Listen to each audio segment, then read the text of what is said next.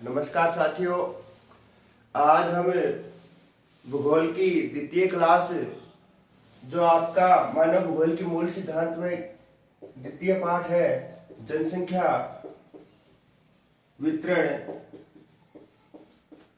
वृद्धि और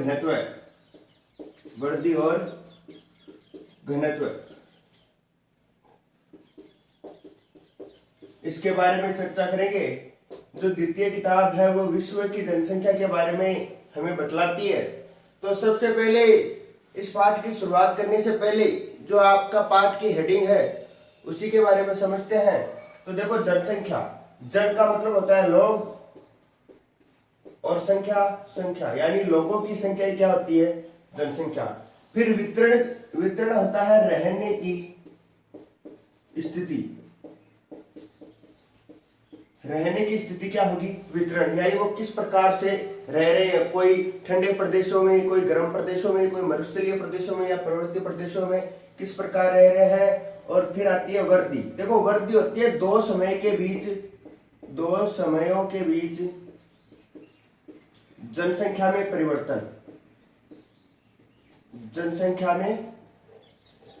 परिवर्तन, ये क्या होगी, वृद्धि होगी। ये वृद्धि क्या हो सकती है, या तो बढ़ सकती है या घट सकती है, यानी धनात्मक हो सकती है या ऋणात्मक हो सकती है। और घनत्व होता है एक वर्ग किलोमीटर में निवास करने वाले लोगों की संख्या, निवास करने वाले लोगों की संख्या। देखो कैसे, जैसे मान लो ये कोई क्षेत्र है, ये मान लो 500 किलोमीटर है, ठीक है, और इसमें 5000 लोग रहते हैं। तो इसका जो जनसंख्या घनत्व का सूत्र ज्ञात किया जाता है वो, जैसे मान लो पहले जनसंख्या ऊपर आएगी और बट्टे में इसका क्षेत्रफल, ठीक है। अगर मान लो आपको पूछ ले कि किसी क्षेत्र की जनसंख्या 5000 है और उसका क्षेत्रफल 500 है, तो उसका घनत्व बताइए। तो देखो, जनसंख्या को ऊपर लिख दो 5000 और ये घनत्व है 5, 2 शून्य से 2 शून्य और ये 10, यानी 10 व्यक्ति प्रति वर्ग किलोमीटर, ये इसका आ जाएगा आंसर। फिर उसके बाद में करते हैं बात इस पाठ में कि जनसंख्या है, इसको प्रभावित कौन सी चीजें करती है। जनसंख्या को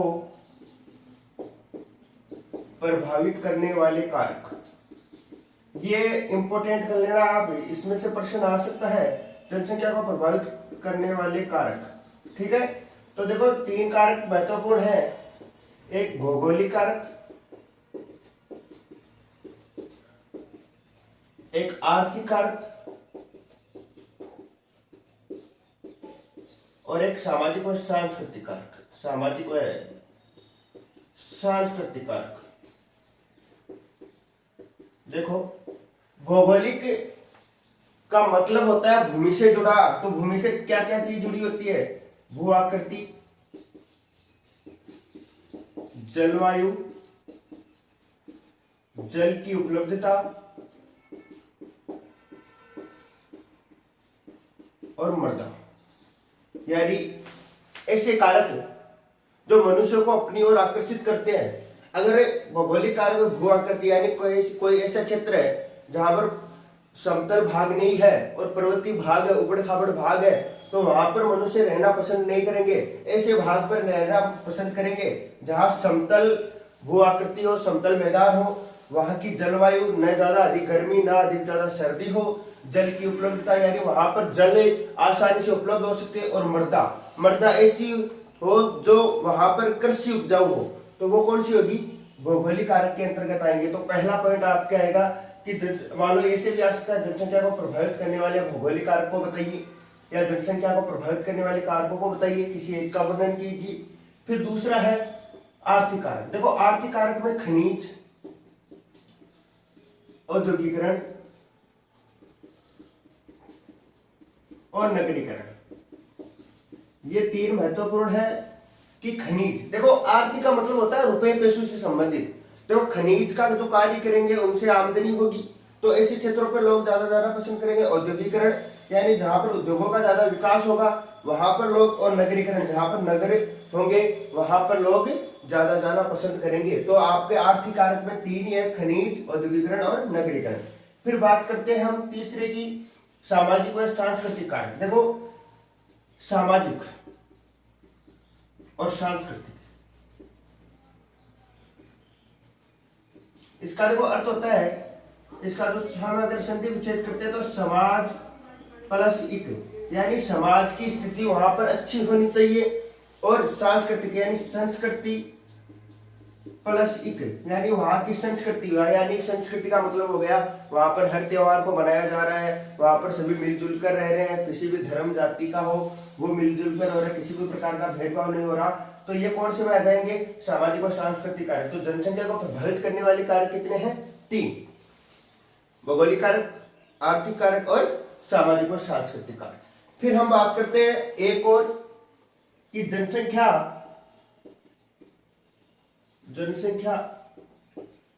परिवर्तन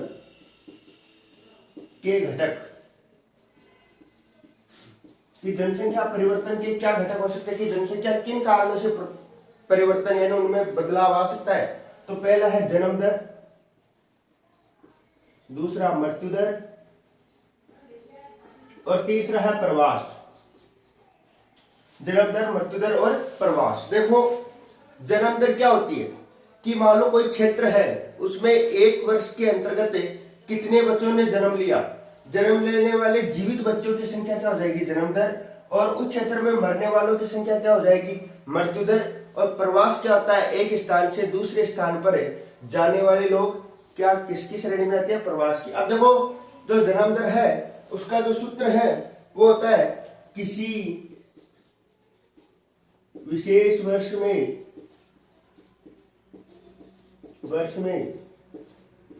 जीवित बच्चे, किसी विशेष वर्ष में जीवित बच्चे बट्टे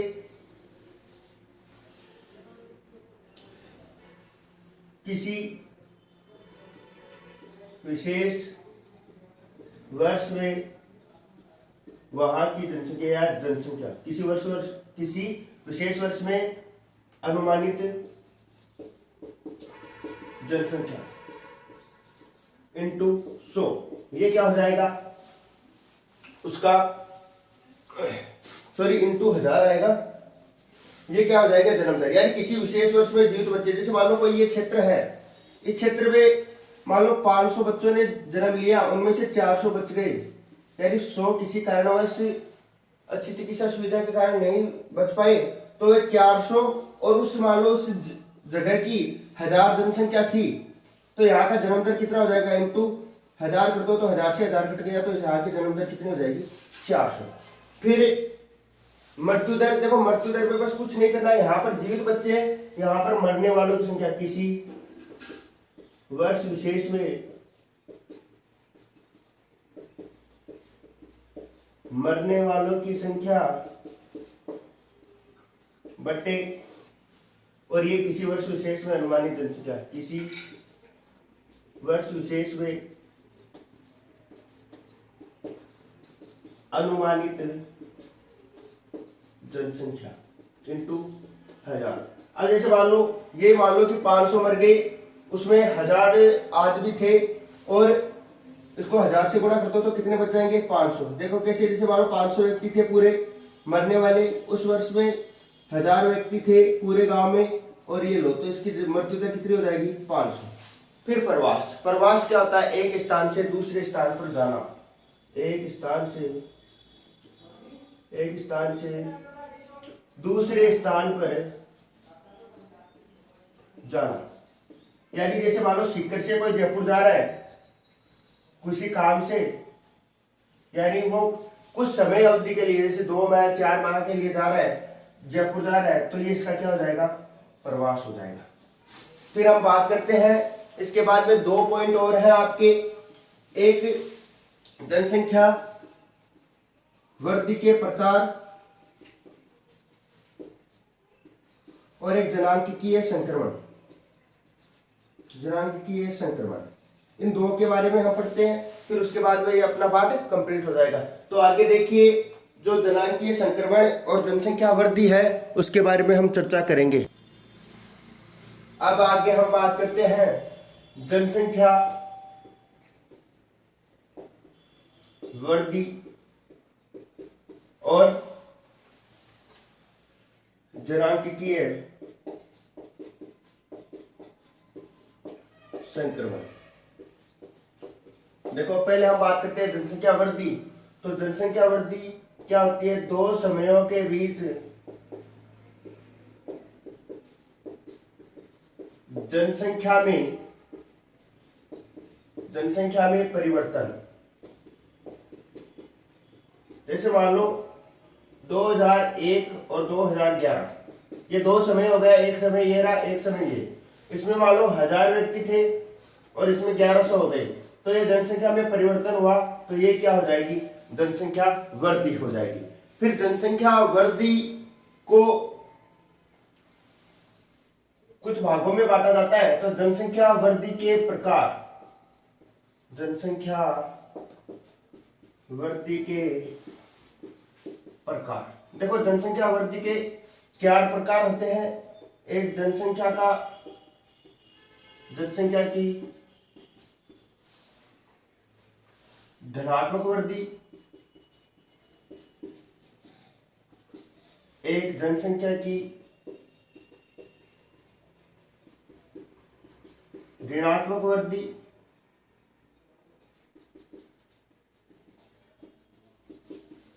एक प्राकृतिक वृद्धि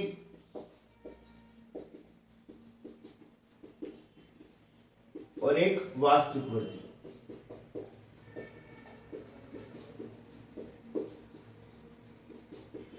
ये जनसंख्या के प्रवृत्ति के प्रकार होते हैं। तो देखो जनसंख्या की धनात्मक वृद्धि यानी इसमें कुछ नहीं करना आपको, दो समयों के बीच जनसंख्या में होने वाली बढ़ोतरी, आपको ये करना है। जनसंख्या में होने वाली बढ़ोतरी, जनसंख्या में इसमें क्या हो जाएगी? बढ़ोतरी। इसमें क्या हो जाएगी? जनसंख्या में ऋणात्मक का मतलब क्या होता है? कमी।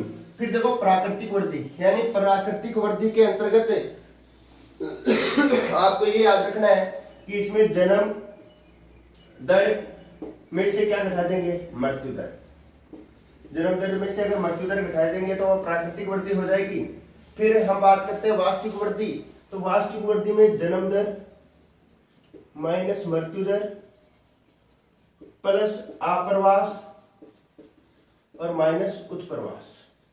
अब देखो ये प्रवास के जो दो कारक हैं, दो प्रकार हैं, हमने पहले पढ़ा था कि जनसंख्या परिवर्तन की में के 3 घटक है, एक जन्म दर, मृत्यु दर और प्रवास। अब प्रवास के 2 कारक है। आप्रवास, आप्रवास का मतलब आना, यानी किसी नए स्थान पर आना, और इसका मतलब होता है जाने वाले लोग। जैसे मान लो सीकर से कोई जयपुर जा रहा है, तो ये सीकर से तो क्या करेगा?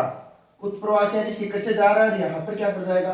आप्रवास। और उसी प्रकार से अगर जयपुर से सीकर आ रहा है तो यहाँ से तो क्या कर जाएगा? वो उत्प्रवास, और यहाँ पर क्या हो जाएगा? आप्रवास। फिर उसके बाद जो हमारा अंतिम पॉइंट है जनांकीय संक्रमण। देखो जनांकीय संक्रमण क्या होता है, इसके बारे में हम चर्चा करते हैं। अगर जनांकीय संक्रमण की आपको एक अवस्था ध्यान है तो 2 अवस्थाएं और याद हो जाएगी। तो जनांकीय संक्रमण होता है भविष्य की जनसंख्या का पूर्वानुमान, यानी पहले ही अनुमान लगा लेना, वो क्या हो जाएगा? जनांकीय संक्रमण हो जाएगा। अब इसकी 3 अवस्था होती है। प्रथम अवस्था, यानी अगर आपको अवस्था के बारे में पूछ ले तो इसकी 3 अवस्था होती है, प्रथम, द्वितीय और तृतीय। अगर आपको एक अवस्था ध्यान है तो ये तीनों अवस्थाएं ध्यान अपने आप आ जाएगी। देखो प्रथम अवस्था में क्या होता है? उच्च मृत्यु दर और उच्च क्या होती है? जन्म दर। इसमें जो जन्म दर रहेगी वो क्या रहेगी? उच्च। यहां पर आप इसे कर लो उच्च जन्म दर और उच्च मृत्यु दर। अब उसके बाद में इसमें जन्म दर उच्च ही रहेगी, लेकिन मृत्यु दर क्या हो जाएगी? निम्न हो जाएगी, निम्न मृत्यु दर हो जाएगी। फिर बात करते हैं तृतीय अवस्था में। तो तृतीय अवस्था में निम्न ही तो क्या हो जाएगी?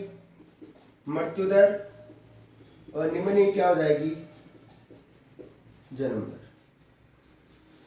ये अवस्थाएं है जनांकीय संक्रमण की। जनांकीय संक्रमण क्या होता है? जनसंख्या की, भविष्य की जनसंख्या का पूर्वानुमान, और इसकी 3 अवस्थाएं हैं। अब देखो, एक आपको ये थोड़ा सा याद रखना है, जनसंख्या सिद्धांत। जनसंख्या सिद्धांत किसने दिया? तो माल्थस, एक नाम याद रखना, माल्थस ने 1798 ईस्वी में जो जनसंख्या सिद्धांत है उसके बारे में दिया। तो इस पाठ में आपके जो पढ़ने के लायक चीजें हैं वो एक है, जो पाठ की अपनी हेडिंग है जनसंख्या वितरण वृद्धि और घनत्व है, उसके बारे में। दूसरी चीजें हैं कि जनसंख्या में परिवर्तन के घटक कौन कौन से हो सकते हैं, जनसंख्या को प्रभावित करने वाले कारक, जनसंख्या वृद्धि क्या होती है और वो उसके प्रकार बताइए। सबसे ज्यादा जैसे मान लो एबीसीडी में आ गया कि वास्तविक वृद्धि, निम्न में से वास्तविक वृद्धि होती है, तो इसका जन्म दर माइनस मृत्यु दर प्लस आप्रवास माइनस उत्प्रवास। फिर अगर जनांकीय संक्रमण की, जनांकीय संक्रमण के बारे में बताइए, इसकी कितनी अवस्था होती है, किसी एक अवस्था का वर्णन कीजिए। तो एक अवस्था का सबसे पहले तो आपको प्रथम ही याद रखना है कि पहला ऊंचा ऊंचा, आपको ये याद रखना है प्रथम अवस्था उच्च होगी, तो उसमें जन्म दर भी उच्च होगी और क्या होगी, मृत्यु दर भी उच्च होगी। द्वितीय में उच्च जन्म दर होगी और निम्न क्या हो जाएगी, मृत्यु दर, और तृतीय में निम्न ही मृत्यु दर और निम्न ही क्या हो जाएगी, जन्म दर। फिर जो ये जनसंख्या वृद्धि है, तो इस पाठ में देखो क्या चीजें हैं, एक जनसंख्या परिवर्तन के घटक है,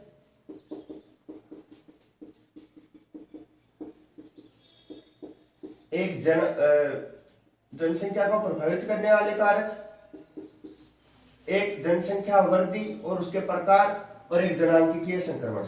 ये 4 चीजें आप देख लेना, आपका कोई भी क्वेश्चन क्या नहीं होगा, गलत नहीं होगा। अगली क्लास हम में मिलते हैं कल, तब तक के लिए धन्यवाद। राम राम, जय हिंद।